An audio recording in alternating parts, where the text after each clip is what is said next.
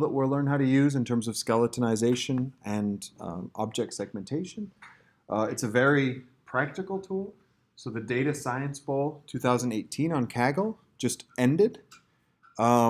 This is obviously very high level, but the goal here was to segment cells reliably, and so how you can take images for cells and find the boundaries and nuclei inside of them.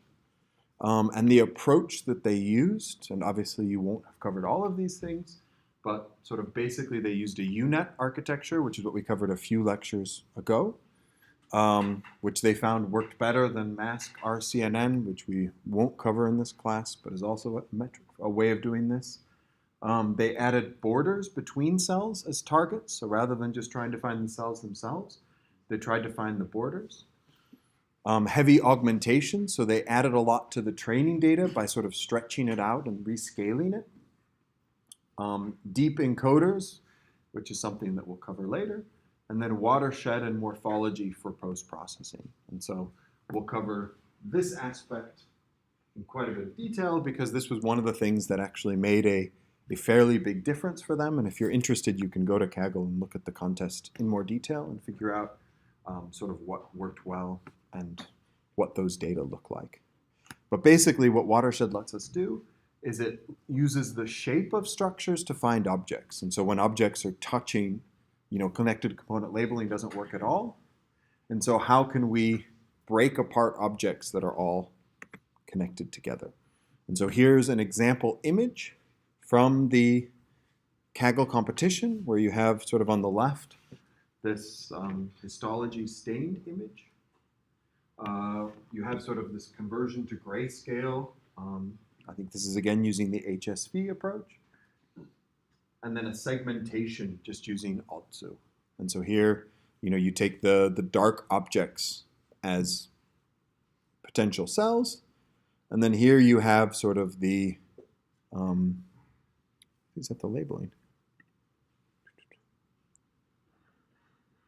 Here you have the desired ground truth labeling. And so that you can see for, this object that we've segmented here, we're actually supposed to find 4 different cells inside of it. And so nothing we've covered so far would really help us do that. And so how can we start to address this problem? So what we'll do is we'll focus on just a small cutout of this image. And so we'll take a tiny region here where we can see sort of our segmentation is 1 and 0 inside this region after performing the ALTSU threshold. We can perform our connected component labeling. We see that this is component 1, this is component 2. And then when we look at the ground truth data from the contest organizers, we see that there's a component here that we somehow completely missed. We see that this is component 41, this one's 39, and this one's 37. And so we probably got this one right, but we got these two completely wrong because they're merged together.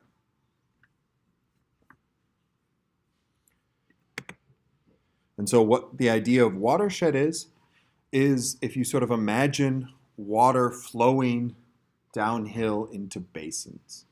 And so when you have rain, sort of watershed areas are where that rain collects on a map.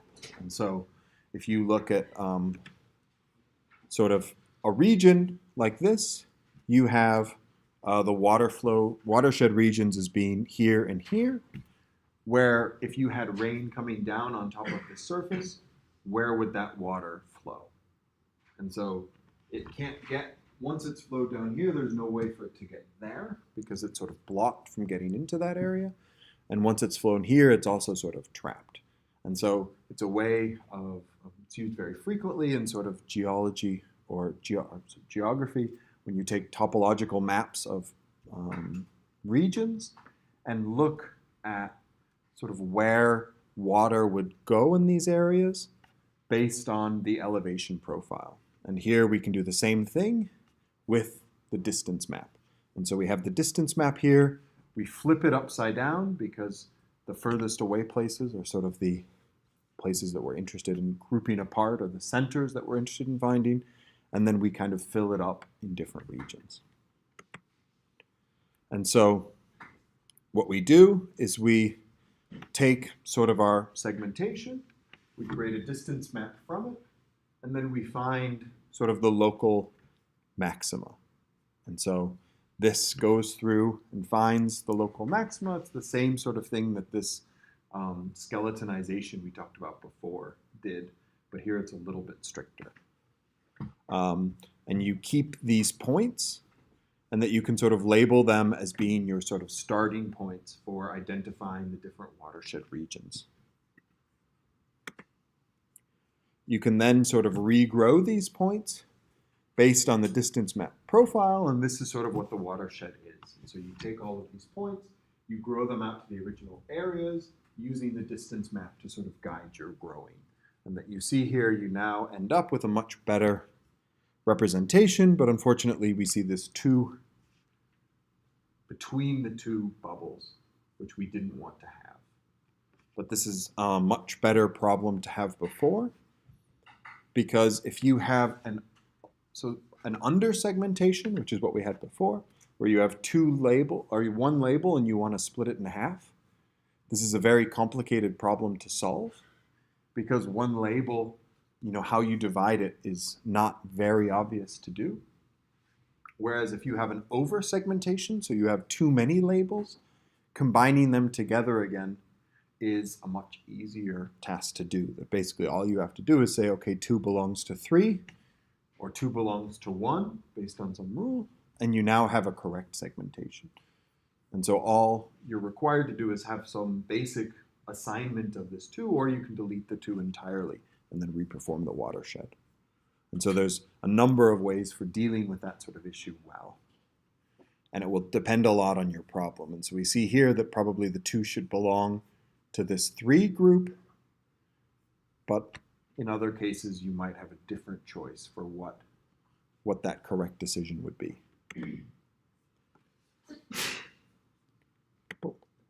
And so we can now scale that back up. And so we can take this original image that we had, the segmentation, and then perform the watershed on it, where we can now see all the different regions and how well we sort of were able to segment the objects that we wanted to segment. So we see that we still missed quite a few objects that we were supposed to find, but we did a much better job at separating the ones that we wanted to separate.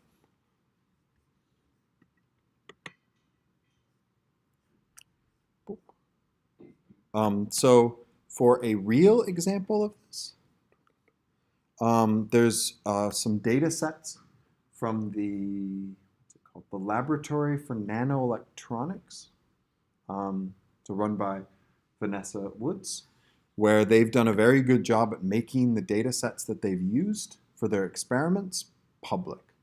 And so you can download the full 3D data sets and run the analyses yourself. And this is an ideal example of the kind of data sets that thresholding, that Watershed makes sense for.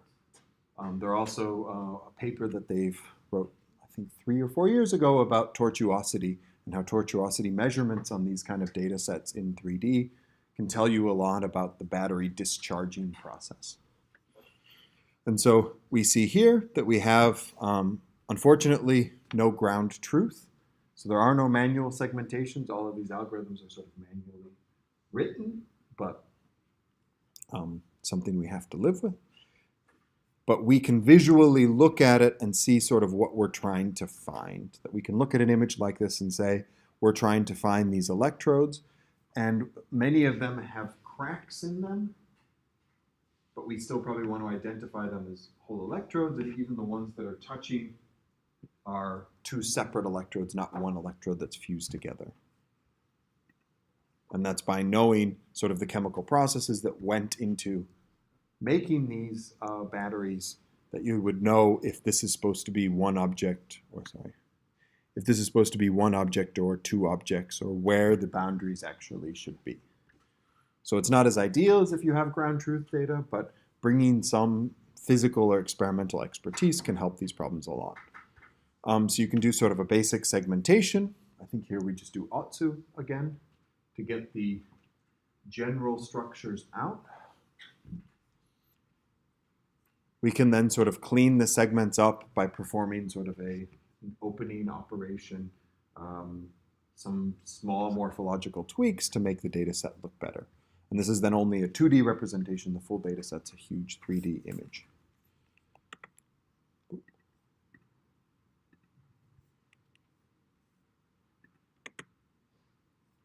We can then go and make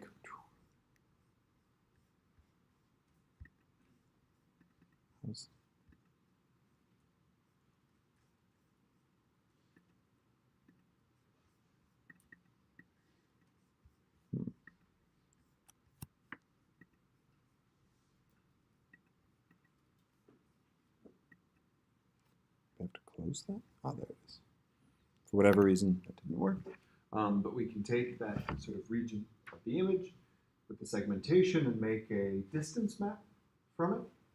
And so here we can calculate the distance transform of that segmented image quite easily.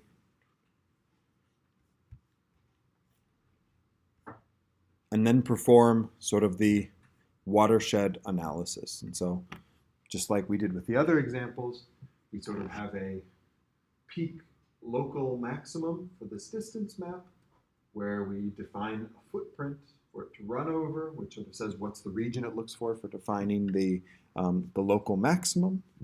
We then give it the sort of labels to use, have it exclude points at the border so we don't end up with local maximum at every edge point, but for some data sets it makes sense to have that off. And then perform a labeling on all of it. And so once we've labeled all of those peaks, we can then perform the watershed using the distance map and then grow it out to the full image. And so here we have the watershed, and as you often see with these color scales, it's not very adequate because it kind of colors it from bottom to top. But we can't actually see, is this two separate components or one? Because the values are so close to each other that the scale doesn't accurately differentiate them. And so what we can do is this sort of mark boundaries, where it will draw a boundary around all of the regions that are actually sort of separate. And so what we see, which is also what they see in the paper, is that a lot of these regions were split in half, or split in sort of very odd ways because of kind of defects on the surface, because since we're using the distance map, if there is a weird sort of surface behavior, that does come in. But that we are able to separate most of the components fairly well. Obviously, there's some ones where, you know, there's a crack in the middle, and so you end up with sort of completely fractured ones that we'll need to figure out how to process better, but that we've been able to separate or over-segment the image sufficiently. We can now start to represent this as a graph, where we're able to take all of these components and sort of apply the same sort of analysis we did before to the topology of a skeleton, where we say, you know, these are two labels, we dilate them one or more, depending on exactly what you're trying to do. And if they are in contact after you've dilated them, so if they have any points that intersect, you can say they're touching, and if they don't have any points that intersect, you say they're not touching. And so what it allows you to do is sort of take that image and go to this topology structure where you can see sort of that all of these components are connected together, so that you have contact between all of them, which for looking at things like, you know, how flow might occur in the system can be very helpful. So it gives you sort of a representation for these kinds of structures. You can then sort of make a list of all the components that come in there. And so here we have sort of the Euclidean distance, the interface length, the max width, the mean width, the start and the end boxes. And so we can then use that to kind of filter which connections actually make sense. And that when you look at sort of this interface length, you know, for the ones like this, where they're touching completely or it's split in half, this has a very, very large interface length. And so when you look at the overlapping pixels between this label and this label, it's very, very high. And so that could be used to then combine those back together again. You can make sort of a randomly organized graph to show this. So here we use one of the circular methods to show these graphs. It's very popular in biology. It doesn't really tell us much here, except for that most of the structures are locally connected. And so when you look at these graphs from biological plots, you'll see often that there's sort of connectivity between here and here, or here and there. And if you have plots where most of these things are kind of along the edge and there's a few there, that means that most of the structures aren't really connected with wildly other objects in the image, which is what we would expect and know. We can also then replot it against sort of the original data set that we have, where we can extract these topologies out. And then do sort of analysis to see how many neighbors each one of these objects have, to kind of get a feeling for how the statistics of that look. And where this, of course, becomes much more interesting is when you're not looking at just one image, but where you're looking at sort of images under different conditions, and you're trying to compare what happens. And so that's where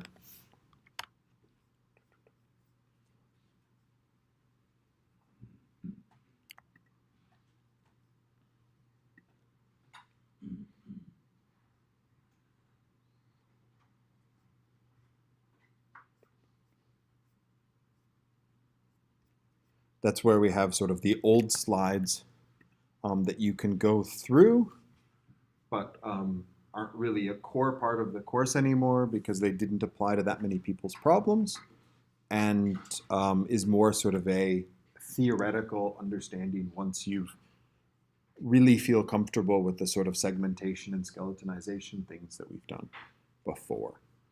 And so if you go to, I don't know why it's taking so long to, but it's linked to on the site. And its starting point is really once you've established these kinds of graphs, how you can go about analyzing them. And so that here you have all of these different points, you have the bounding box representations of all of it. And you want to analyze sort of aspects of your image like density. And so if you're looking at objects, like this is a density of 10, 100, 1,000. That's fairly easy to look at. If you were comparing that between two samples where you were counting the number of graphite cathodes or whatever they are in the image, and you were just looking at the total count, that would be a quite reasonable way to do it. But if you start looking at more complicated problems, all four of these images have exactly the same density of 500 objects per millimeter squared, but they're not all the same. And so in terms of, this, they're sort of evenly distributed, this, they're kind of all in the corner, this, they're in the middle. And so how can you go about classifying the density of these kinds of objects in different ways? That finally loaded.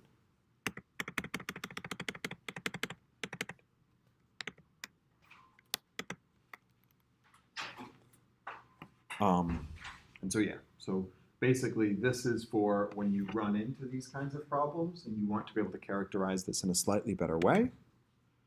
What you can use are sort of these metrics like nearest neighbors, which is like the topology that we've extracted, where you just look at sort of what components are touching or connected with other ones. And what we do in most of these slides here is kind of come up with in silico systems to analyze. And so here, compression. And so if you have a grid of points and you compress them together towards the center or stretch them out away from the center, how does that change the graph and statistics of the results that you have? And so if you look at sort of the lengths, the average lengths of the edges and the orientations of the edges, how do those change?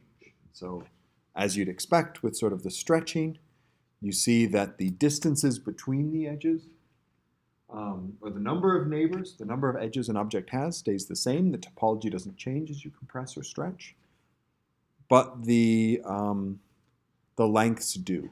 And so you have obviously the shortest lengths when you compress it by 0.8 and the highest when you stretch it by 1.2. Then we look at shear. And so if you take an object like this and shear it, how does it affect the sort of topology? And that we see with a structured object, you kind of go from having connections in the vertical and horizontal directions to, as you start to shear, all the connections in the vertical direction disappearing to have them reappear again once you've sheared it enough.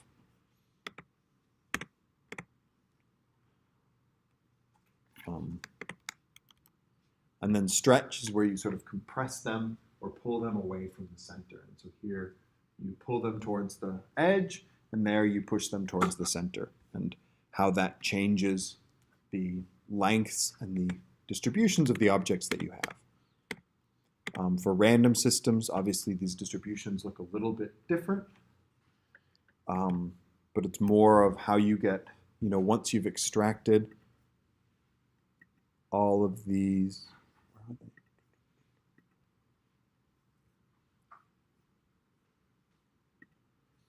all of these different graphs, and you can measure all of the lengths, and you can look at the degree. How do you measure what change occurred between two images? And so if you know that when you compress an object, all of these lengths get shorter, and you see that the average length in experiment 1 is 1, and the average length in experiment 2 is 0.5, then you can conclude that this object was probably compressed. Even though you didn't track any of the points individually, you can say, because we measured all of these statistics on the sample, and we know what happens when you compress a in silico object where we did exactly the compression ourselves, we can assume that the changes we see are the same as those kinds of changes. And so really the slides here were a way of showing how that looks for a number of sort of of theoretical systems. And then sort of applying one last technique, which is this idea of Voronoi tessellation, where you divide up your image into the regions of your image that are closest to a given object. And so if you have a grid of points, you divide it up into a grid, as you'd sort of expect. And if you have a random distribution of points, then you end up dividing it into these sort of very odd-looking pieces.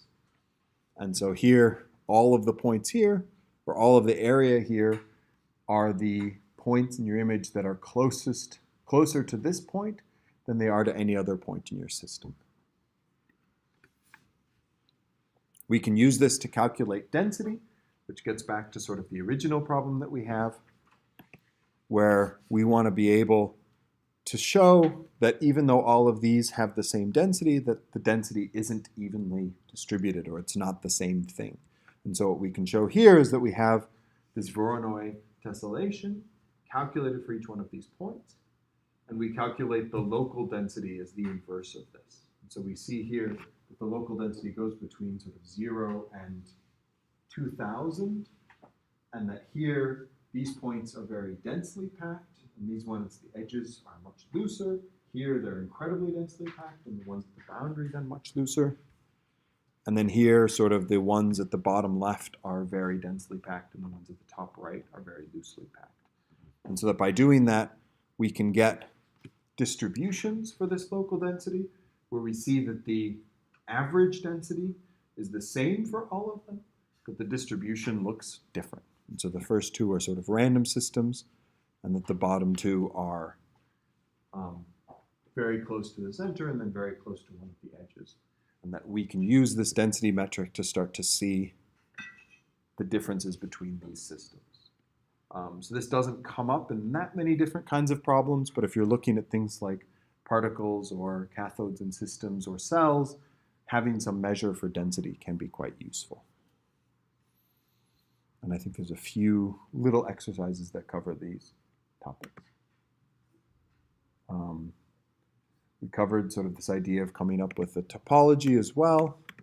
And then here we just have more examples of sort of how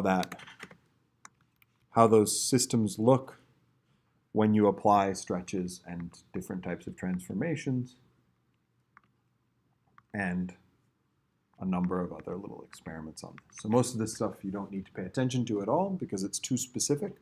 Probably is not relevant for most of your problems, but if you're interested, you can look into it, and it sort of shows how you can use some of these metrics on large distributions of image data. But I think you'll have more than enough with just making sure you have a solid understanding for what skeletonization is and how to apply it to problems, and then how watershed can be applied to a number of different problems. If you're interested, one of the homework assignments I didn't put up there yet because the tweet from the Kaggle contest just ended, I think, Tuesday, there is a data set now. So if you go to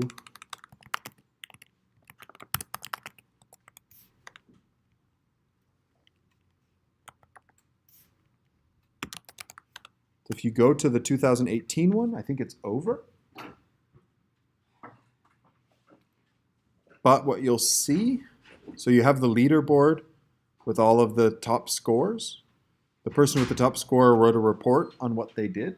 So you can look at that in more detail. But if you go to the kernels, you can find this one, for example, which is the pure computer vision segmentation. And you can see what they did. They used Otsu threshold. They used OpenCV instead of scikit-image. It looks a little bit different, but fundamentally it works exactly the same way. And they submitted their segmentation sort of based on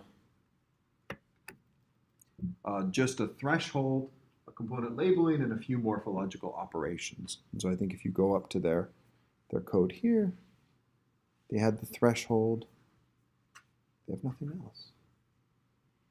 Oh yeah, dilation, erosion, some bitwise and operations, and then they submitted it. But the winner said it's quite important to apply watershed to your results if you want to get them to be very good. And so that you could quite easily take this notebook and add watershed to it and then submit the results and see if you in fact get better. And so if you look at his rank, I think you see his rank somewhere. A 0.229. So,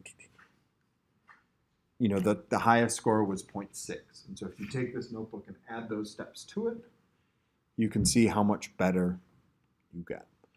Where this notebook's fairly straightforward to follow, and applying the tasks that we've done today with morphology and watershed should make it fairly easy to improve that result quite a bit. And so you can try doing that and seeing if you get better results and try submitting them and tweaking the parameters until you do better. So the contest, I think, is officially over, so there's no chance to win. But I think being able to get a good result on this would kind of show that you understand the techniques well. And it's nice because it has a built-in grading system. So when you click submit, you see how well your approach actually worked. Or didn't work.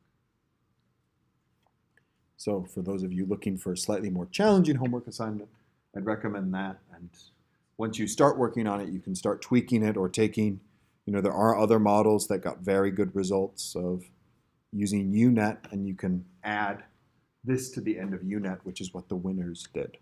So yeah, so if there's are there any questions on watershed or the analysis that we've done there? And the battery data sets are being put on Kaggle now, and so should be available by the end of today or tomorrow, so that you can actually do some of the analysis on there.